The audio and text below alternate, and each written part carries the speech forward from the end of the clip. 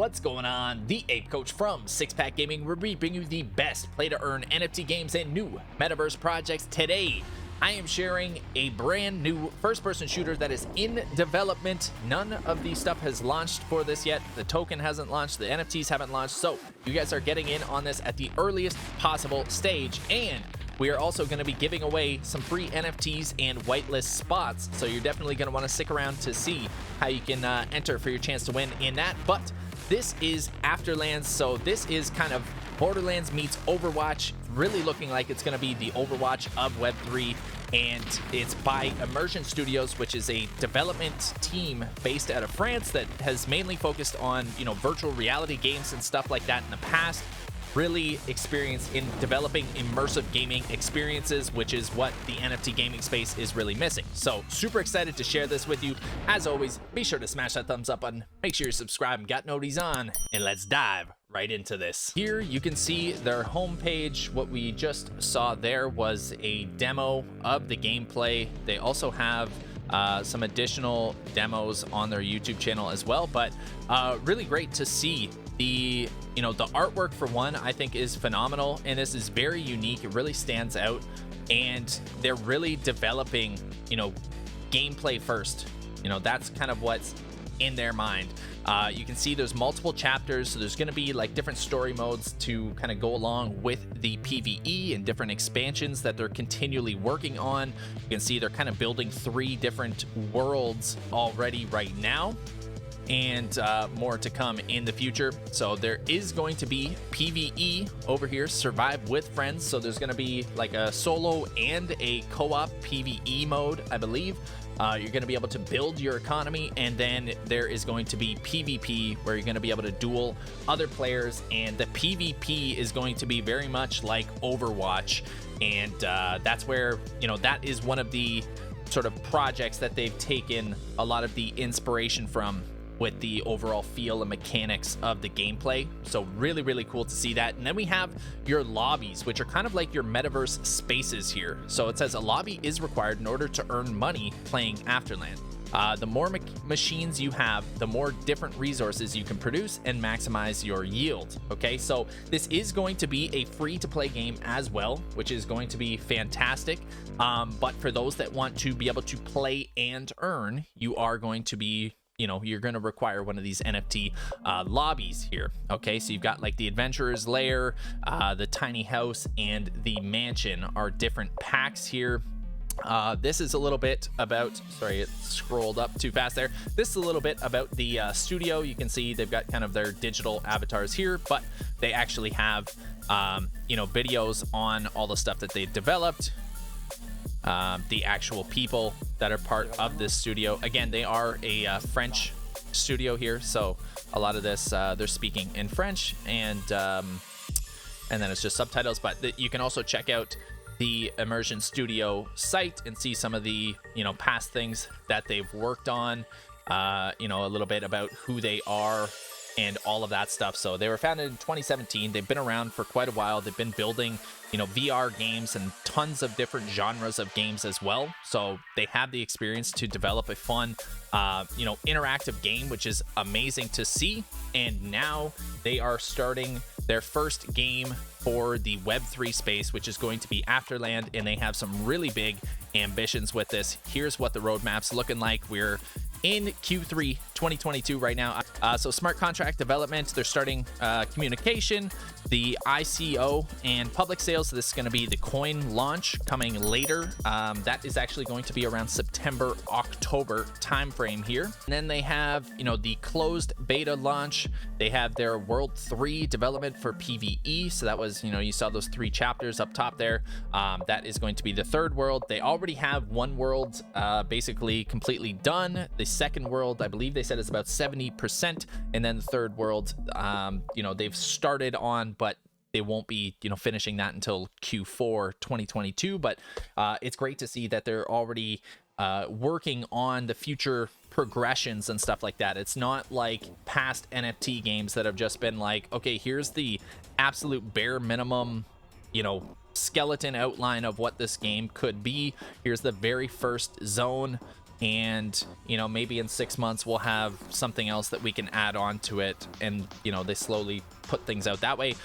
This is a game studio that understands how to put out games and keep users interacted, so they've already developed 3 worlds to be able to progress through this, and they have plans for the future as well.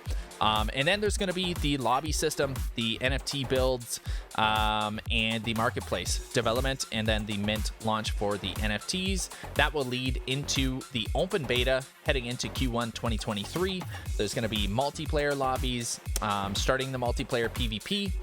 And then Q2 2023, they're going to be launching on PC and Mac. They're going to have their big marketing campaigns rolling out. They're going to start their Android and iOS adaptation. So they're planning to make this multi-platform as well.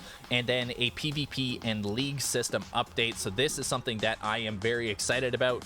We all know, or at least, you know, if you're in the gaming scene, you know that Overwatch has had a very large presence in the esports scene, and so to have a game that kind of caters to that same genre and that same sort of gameplay mechanics, it would transition very well into esports. So I personally am very excited to see that. I think we really need to get some of these Web3 games involved in esports, and you know, to be streamable, right? So that we can start to get more traditional gamers, more you know, just gamers in general exposed to these Web3 games, and you know, perhaps more interested about them, and you know, wanting to learn more. And I think, you know, developing some fun esports competitions and things like that, and developing games that can actually cater to that audience in the traditional gaming model that gets people so excited about gaming, I think that is a huge thing for the Web3 gaming space. So super excited about that, and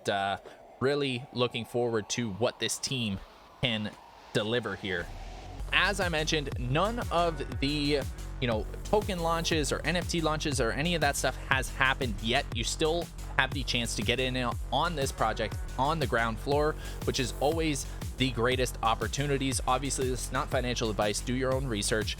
However, you know, if you have the chance to get in on a game while it's still in development, that provides the greatest possible opportunity for you know, for future growth, right? If you're able to get in on the initial NFT sales, on the initial token launches, that's generally the best price that you can get, as people reselling on the secondary market are generally trying to flip for profits, right? So if you're buying off the secondary market, you're generally paying higher than what the initial investment might have been. So if you're wanting to get whitelisted, they have art and meme contests going on social media. So if you're creative, you want to develop memes and that sort of thing, there's different things that you can do for whitelisting for that. There's community engagement. Just join them on Discord, on Twitter, on Instagram, and I will link all of these down in the description below.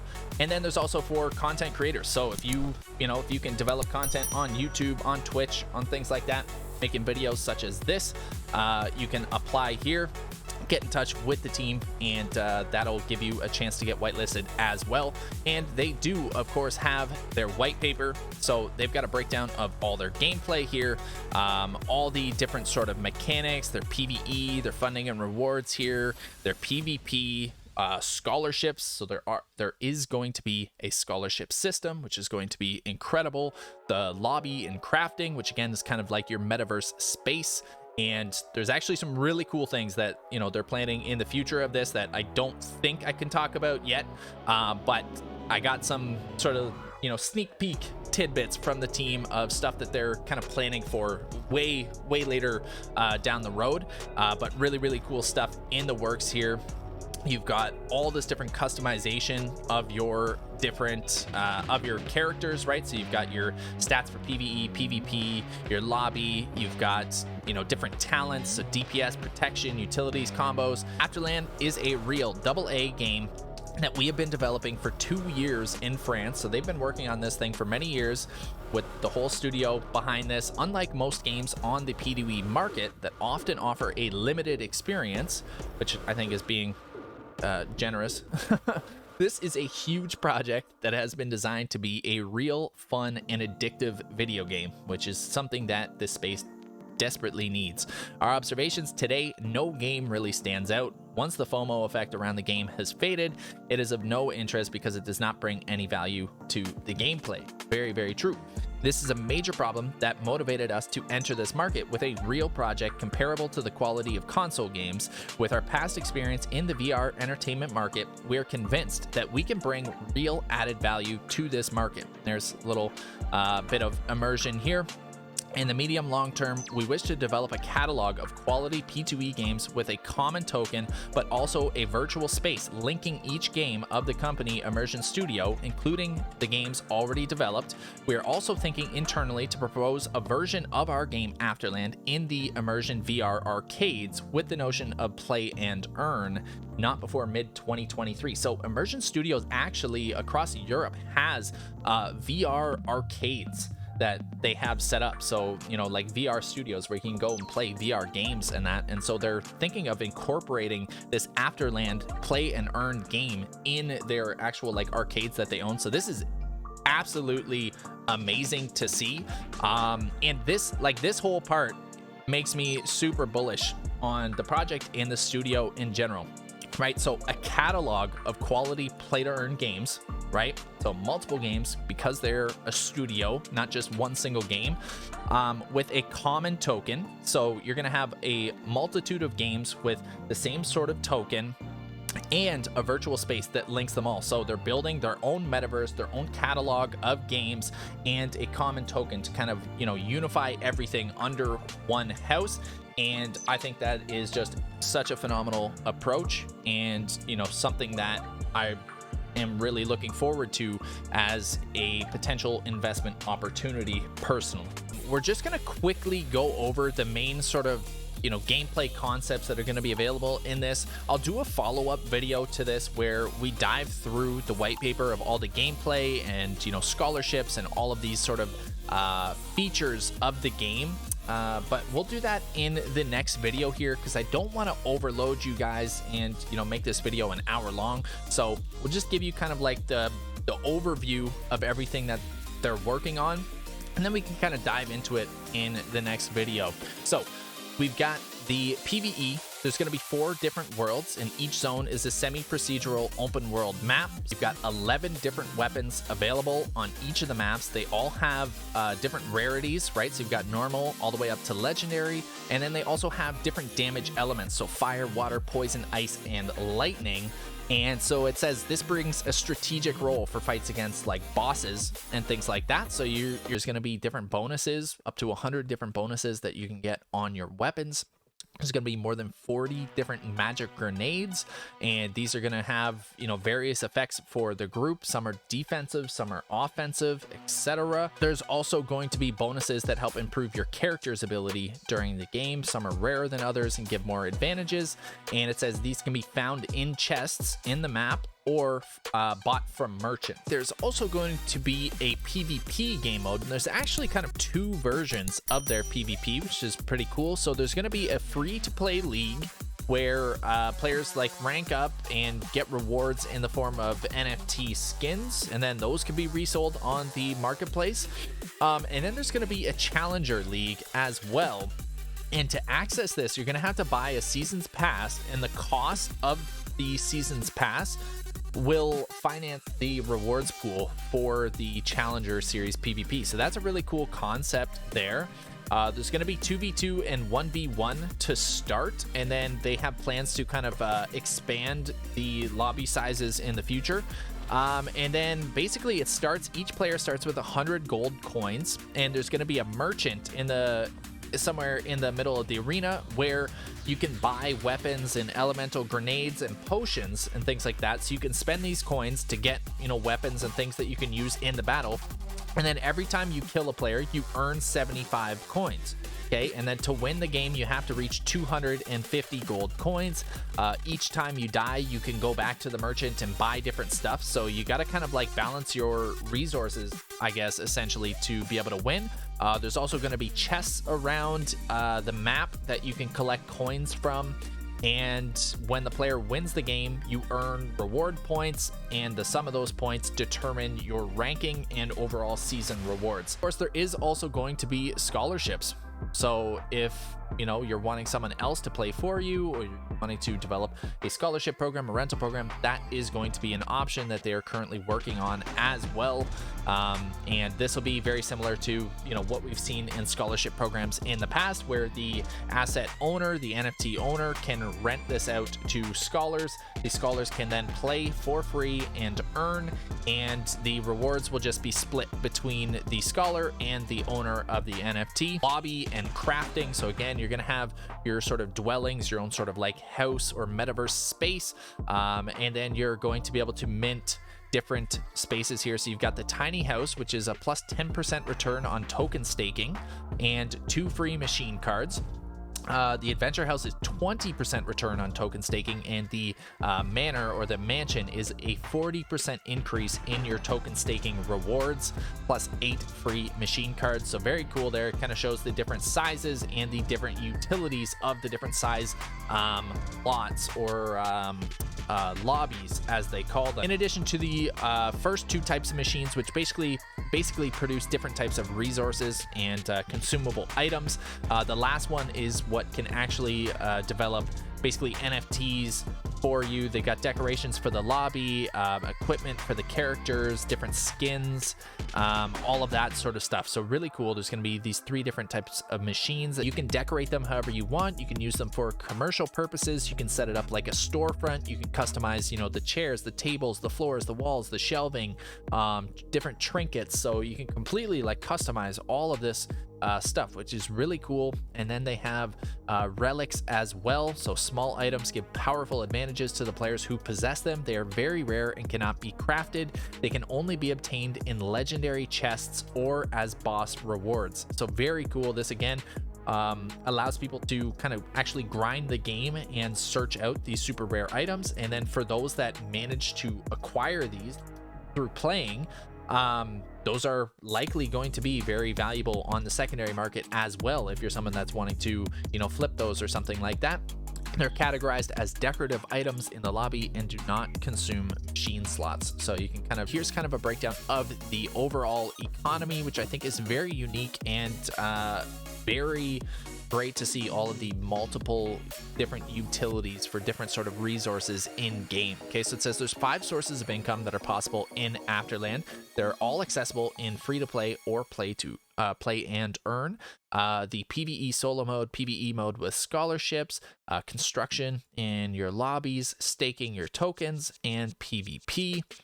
The economic cycle. So token staking brings liquidity to the market. Thanks to lobbies and machines, players use the available liquidity to build resources for the game. Resources are used to improve your characters, improve the performance of PvE and PvP games, and then players earn rewards that they can sell or reinvest to earn more tokens, right? In order to control the price of AFL tokens, we use 4 levers. Okay, so there's the stabilization of the token here. The AFL token has a double interest. It is the exchange currency of the game, but it is also staked to produce the elect token, which is their second token. So their AFL token is their main governance token, but it is also the rewards token of the game and the main token that things are bought and sold with. The elect token is their secondary token, but it does not work in the same fashion as an SLP or a VIS. It's not your traditional utility token. It is only used in game to keep your machines running in your lobby to help with producing resources for the game to upgrade your characters and stuff. And the only way to get the elect token is through staking your AFL tokens. Okay, so it's a very, very unique economic model that we have not seen before in this sort of dual token economy, right? They were very aware, and this was something that we discussed fairly lengthily on our call with the team, was the fact that these traditional dual token economies in the past, Axie Infinity, Pegaxi, Cyball, Probata, all of these sort of dual token economies have not been sustainable and they haven't really worked long term. And so they're very aware of that, and they've produced a very unique model that I haven't seen before in the space. And I'm really excited to see how it sort of pans out and evolves with all of the gameplay that's accompanied with it as well. The token can also be burned via the tax on the sale of items. So there's going to be a tax on items that is burning the token. So it's actually going to create a a deflationary governance token. So very, very cool to see this sort of combination of a governance and utility slash rewards token in one, with incentivized staking, with burning, with deflationary mechanics and burning mechanisms implemented right off the start. It's very, very, very cool to see all. And there's also a gem system. So in order to produce machines, talent cards, and scrolls, players will have to earn gems during their PvE games or buy them from the auction house. The gems are produced in limited quantity according to the number of active players, smoothed over 1 week. According to our estimations, only 10% of players will be able to obtain all the machine talent cards or scrolls at level 3. Thus, we create scarcity on these items and therefore value. It's very cool, that they're thinking of so many different sort of stages of the economy within the game, and I think necessary as well, as we've seen in previous play to earn games and NFT games. So it says, if the unit cost of the gem decreases, we'll reduce the number of gems issued. By controlling the number of gems, we control the number of cards in circulation, we stabilize the price, and the supply will be in proportion to the demand. As a reminder, gems are issued each time an item merge fails. 75% success rate for each merge. Okay, so this is something that, we didn't really go over in the lobby and crafting, but again, we'll kind of dive into that a little bit more in a future video. And in addition to sustaining the economy, you got to keep players engaged and interested and active in, the community as well. So it says, we plan to continue the development of the game after release in order to maintain the interest of players. So every 6 months, new game zones will be available, new associated crafting, and all of these different things. So it says, we hope to maintain the activity of the game by constantly introducing new elements and expansions and things like that, which I think is something that is definitely going to be necessary to, keep players interested in playing the game and reinvesting to continue developing their characters and leveling up and, acquiring new items and all of that sort of stuff. Very, very cool. Great to see that we didn't jump into the tokenomics here, but if we do quickly, I don't want to go too in depth with this, but there is a total cap to the AFL token, which is their governance and rewards token. It's 500 million. It has their sort of vesting schedule over 3 years for the TGE. They're different rounds. So their Series A private sale, 2 cents, all the way up to their public sale, which is going to be 7.5 cents. But again, this is the main governance tokens. This is comparable to something like AXS or PGX, but with a whole lot more utility and vested interest in staking the token right from day one. So very, very awesome to see that utility, kind of structured in with the governance token and half the supply of AXS or PGX. So if you think in relation to this, if you're getting in on the public sale, the IDO coming up in, towards like September, October timeframe, at least that's what's planned. If you're getting this for 7 cents right now, PGX went to over $1. So you're looking at like a 12x there in comparison, and this is half the token supply, so you could be looking at double that to 25x. And then if you compare it to something like AXS, that just absolutely exploded, that hit what, $150. So then you'd be looking at something around 250x, like something absolutely astronomical.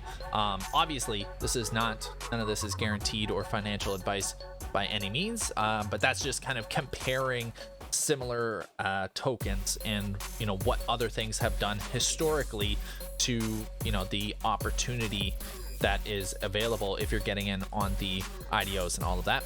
We just discussed me coming on board as an ambassador for this game, so super excited for the future developments of this. In sort of in unison with that, we are doing a free bronze NFT giveaway. One of these you can get for free, as well as whitelist spots for bronze, silver, and gold NFTs. So all you have to do, I'm gonna link this Twitter post down in the description. You come here, it is a GiveLab giveaway.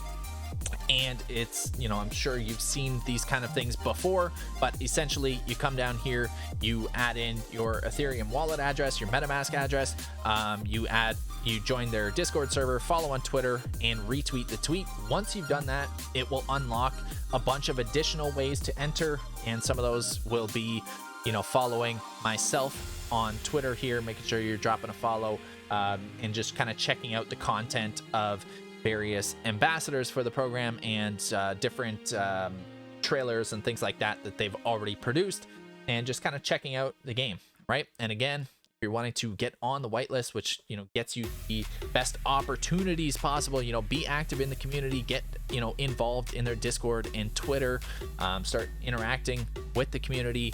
Perhaps if you're creative, you know, develop some art and share those, and you know, try to get yourself a whitelist spot. There is still a few months until both the token launch and the NFT launch, so you've got time. This is an awesome time to be digging into the project and learning about it, and you know, just kind of keeping tabs on the development. Very bullish on this project, and you know, the big plans that they have of kind of developing these multiple games in their own connected metaverse with this, you know, with all under the same token roof and model. Very, very cool to see them thinking about so much sustainability and, you know, very forward thinking. So awesome to see this stuff. But let me know your thoughts. Let me know, drop a comment down below, and let me know if you're, you know, excited about this. If, you know, if you're not, or whatever, drop a comment. Be sure to smash that thumbs up button. We got a lot more videos coming to you very, very soon here, and a lot more great opportunities as well. Of course, make sure you're subscribed, got those notifications turned on so you never miss them. And that is all for now. All right, so until next time, as always, train hard, game hard, keep making those life-changing gains, and we will see you in the next one. Peace out, everyone.